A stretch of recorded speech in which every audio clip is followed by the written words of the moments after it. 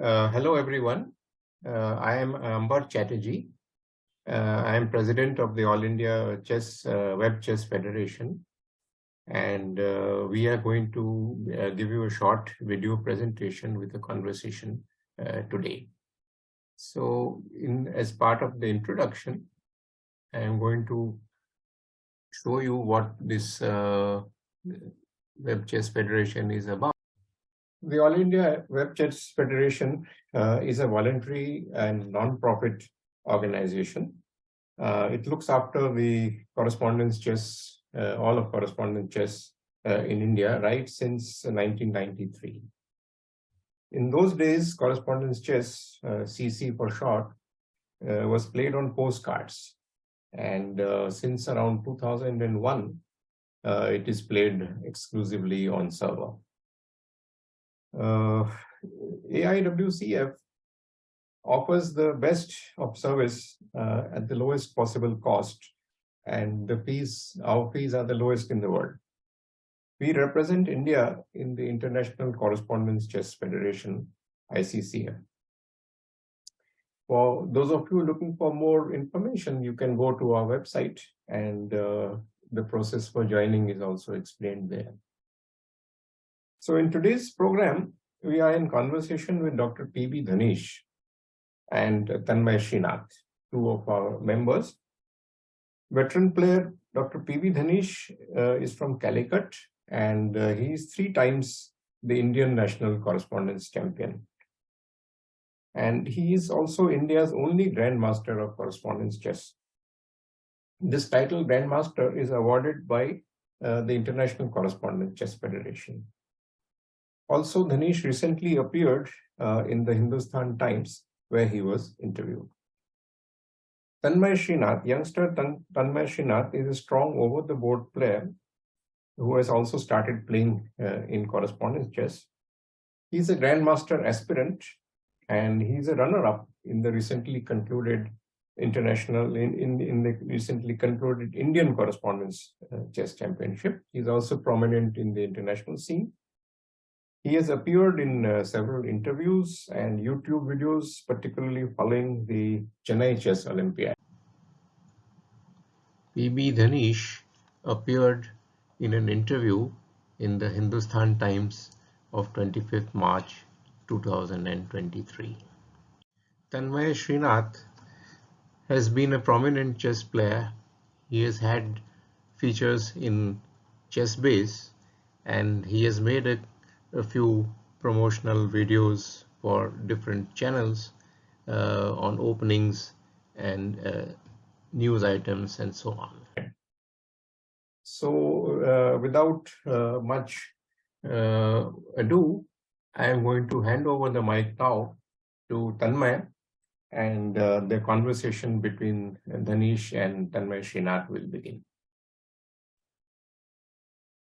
Thank you, Dr. Amber, and hello to Mr. Dhanish. I think it's a great pleasure for me to be having this conversation with India's only chess grandmaster in correspondence chess till now. So I would like to start with by getting to know a little bit more about you. So like your profession, why you started CC, and apart from the GM title, what are your biggest achievements in correspondence chess so far?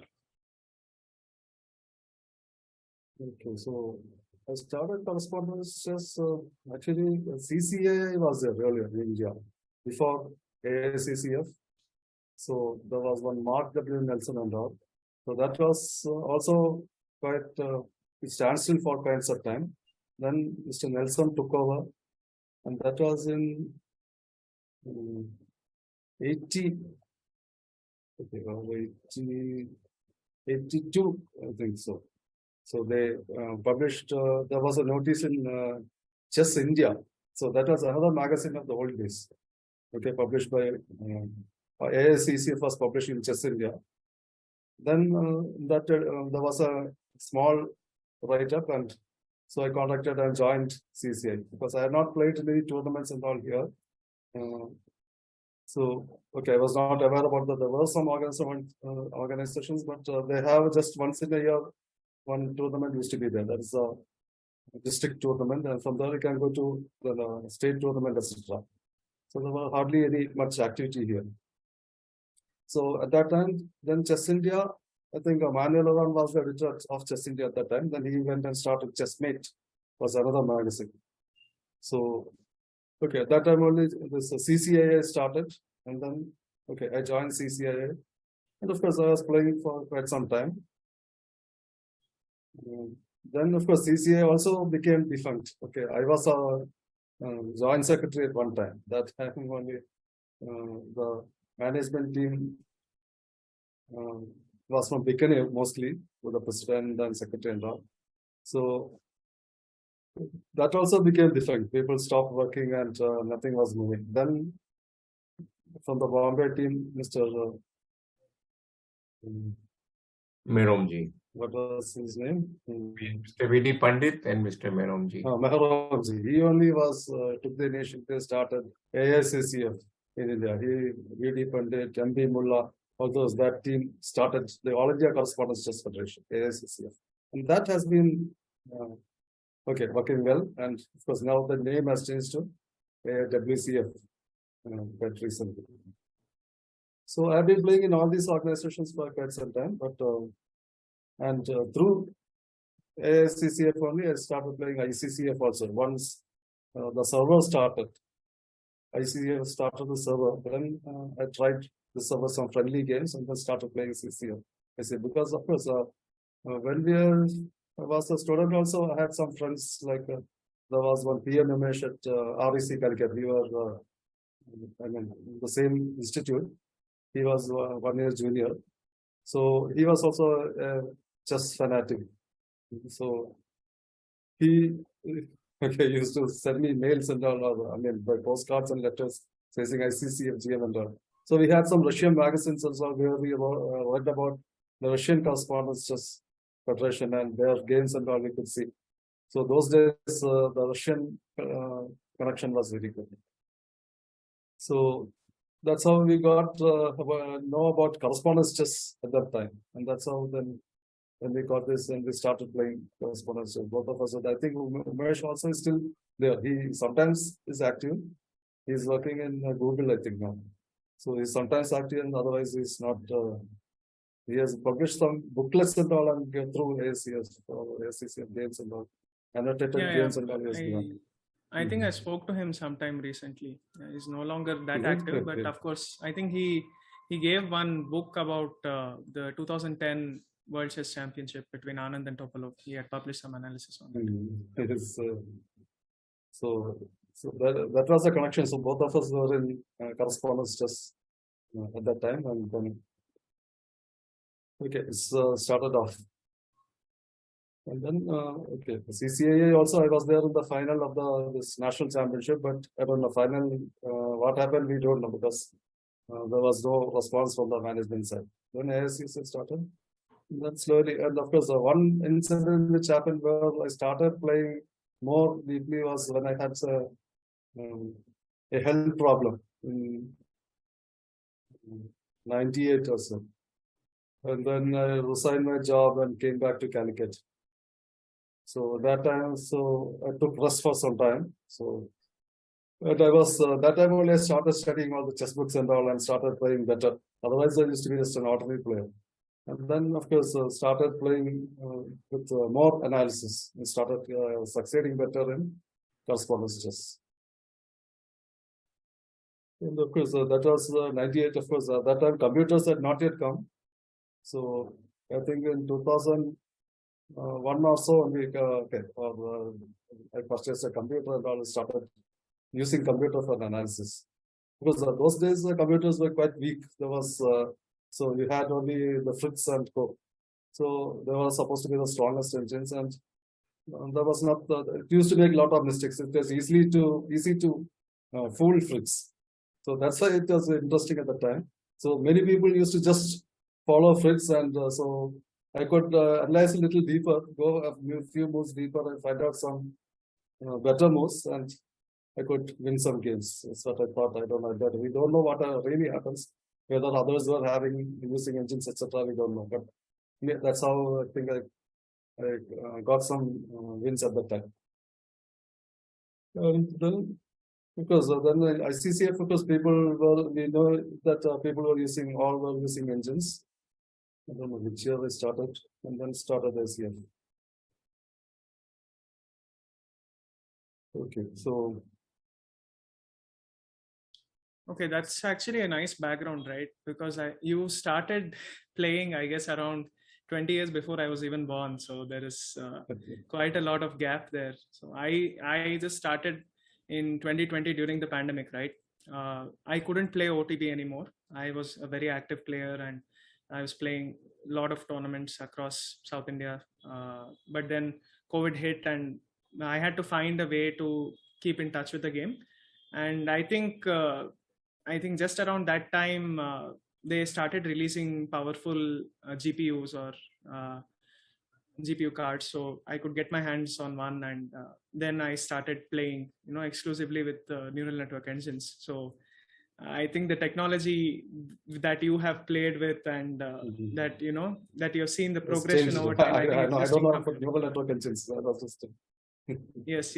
I think you achieved your GM title sometime in 2015-16, and NN wasn't even a thing then. I think until AlphaGo came in around 2016, I guess, and then AlphaZero came in 2017, and then this NN revolution started, and that's sort of the thing that got me interested in CC also, right?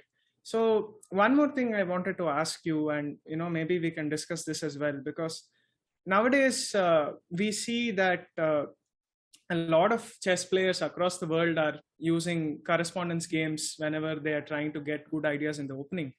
So was it the case as well when you started, or were people just not aware that we are revolutionizing opening theory, or we are finding ideas 5 or 10 years before the OTB chess players are coming and they're playing the same idea, especially in very sharp lines like Poison Pawn Najdorf, or you can take your anti-Moscow, I think, where you introduced a very fresh idea back in 2008, 7-8.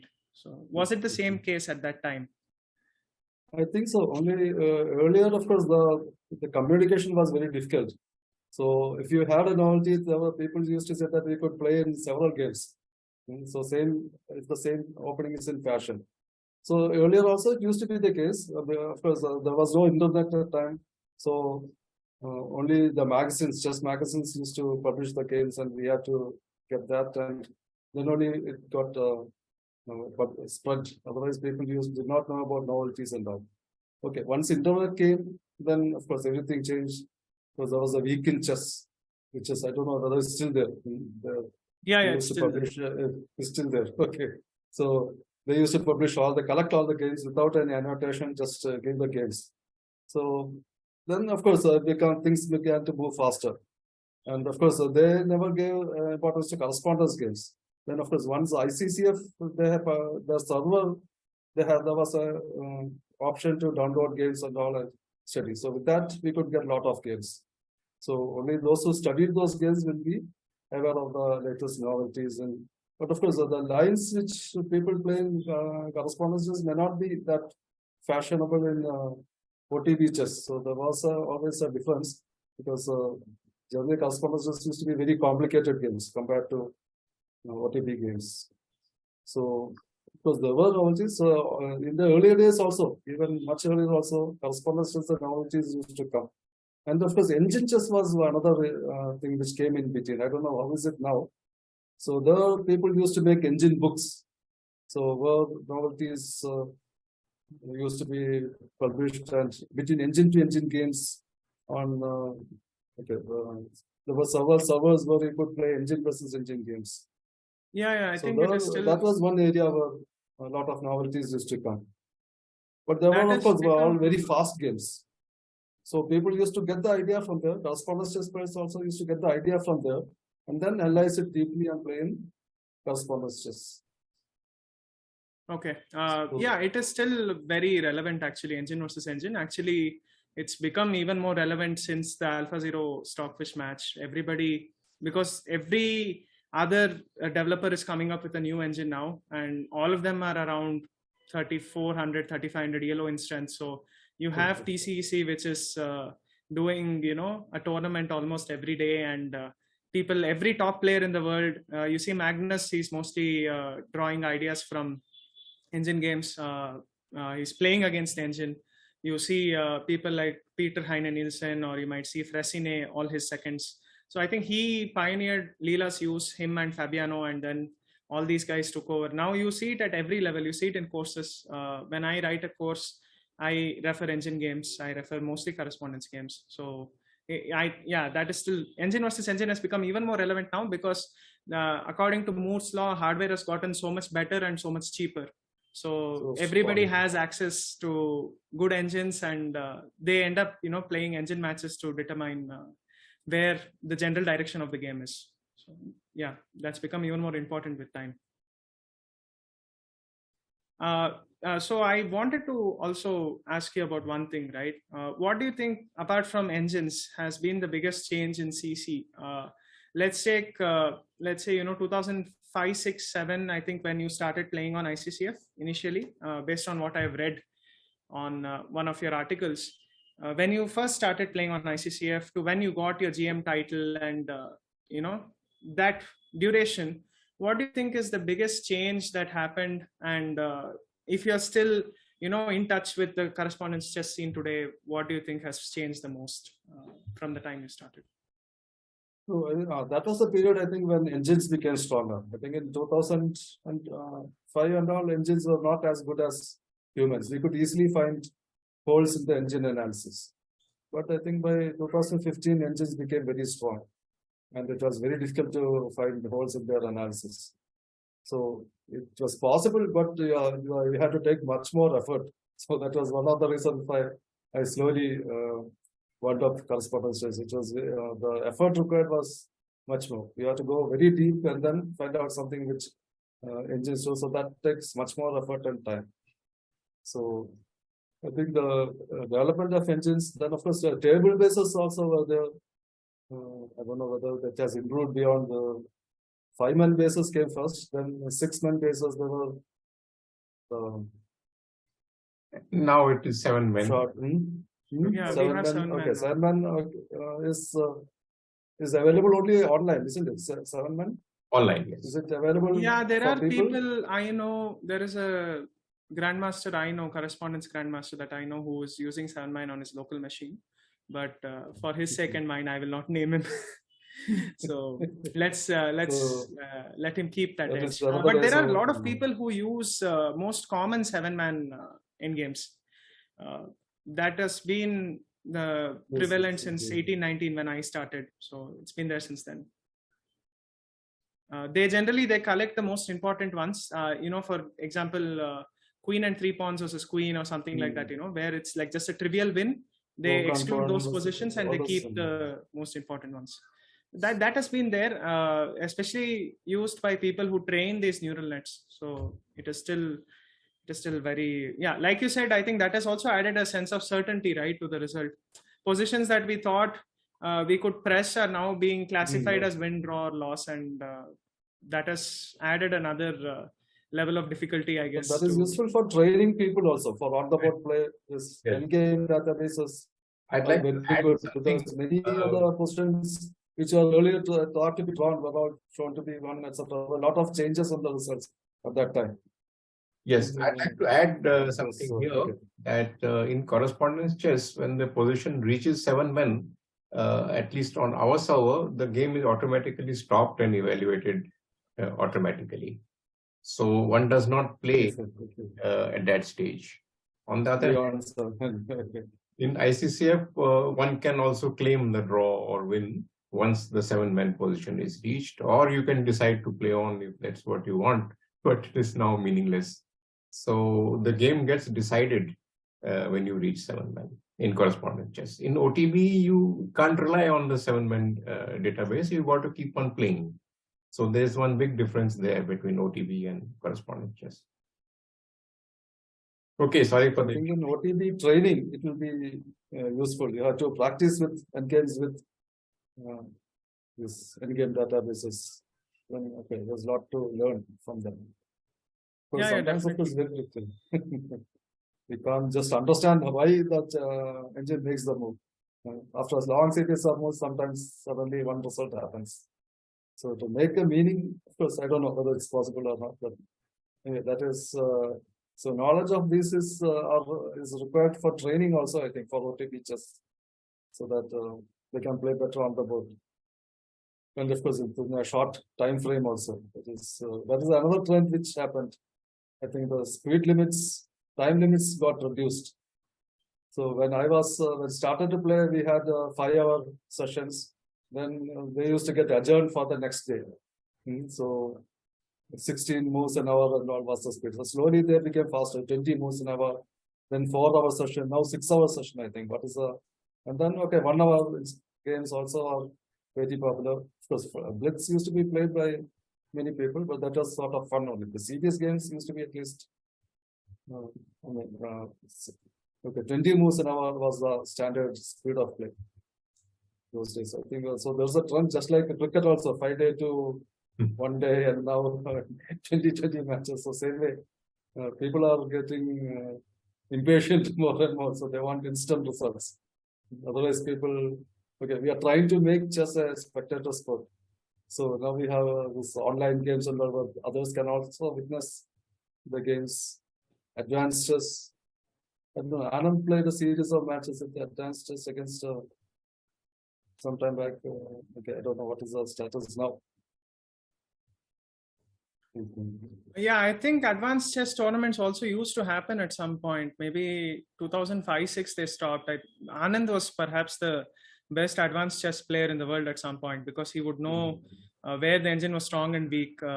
Based on the information I've heard, that he would train regularly with Fritz and find out where it's strong and where it's weak.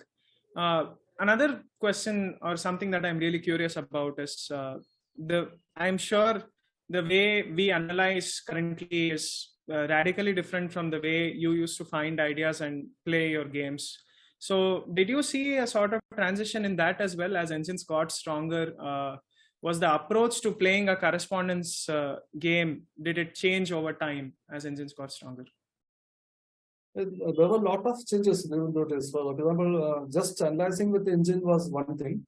Then we had this aquarium where we used to go for, I don't know whether it's still there or we are used aquarium. Yeah, it's still there. Yeah, it's still there. So there we can analyze much deeper, and then that results can be propagated to the beginning, question beginning. So that was one tool which was was very useful for correspondence chess especially.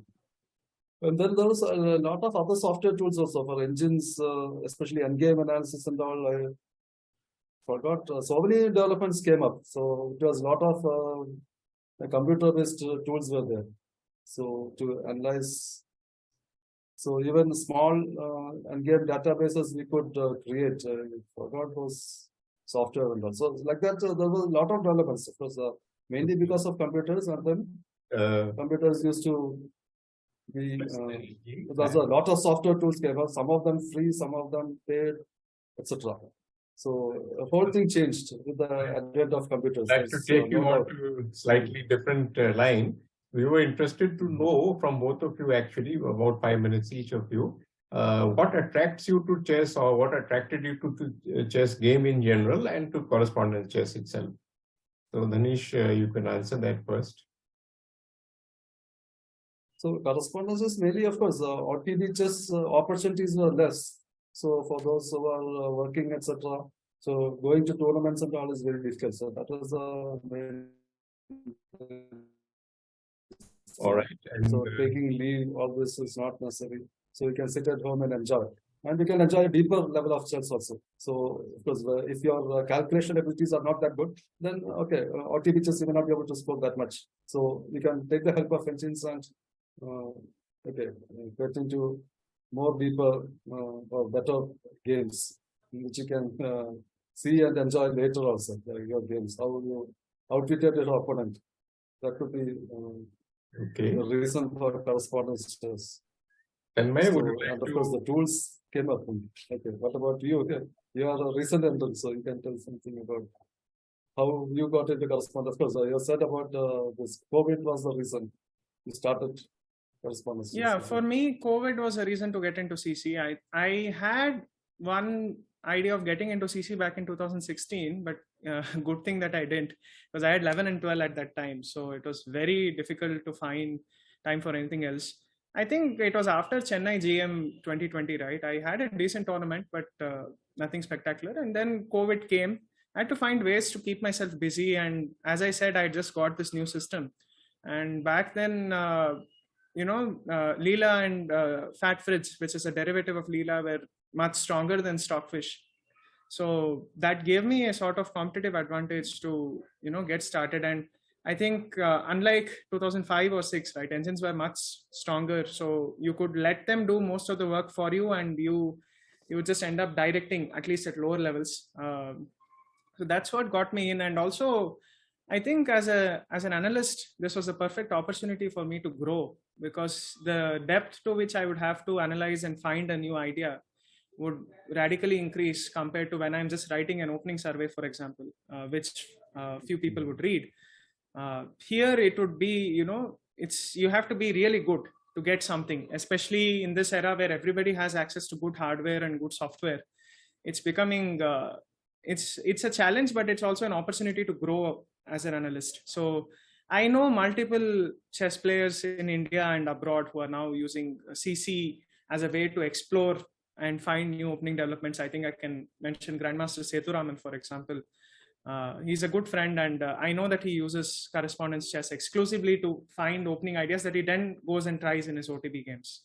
So, and of course, Grandmaster Sashikiran is also there, who ends up, finding the way in his CC games and then transfers the same knowledge into his OTB. So for me, that opportunity to do that is what I got into CC. And also I feel this is a better fit for me. Like you said, time is a very big concern. So I have a full-time job, and I have so many commitments that it's very difficult for me to say I will put 3-4 days of leave and 10 days of preparation before that and then go play an OTB event. So CC offers me a way to stay in touch with the game and also to continue improving in different parts of chess. So that's what drew me in, basically, and also to try and become India's second CC Grandmaster. That's also there. And also to become the champion of the Indian side of it, because in this first championship, you could only become runner-up, and you failed to become the champion. You almost did. And for some time, we thought that you would be the champion. But unfortunately, at the end, you narrowly missed becoming the correspondence chess champion of India. And we do hope, so I thank both of you. Thank you so much for joining this discussion. It's been wonderful to talk to you, and we hope to have many, many more videos to feature important points about correspondence chess. Thank you very much. And we're happy to close.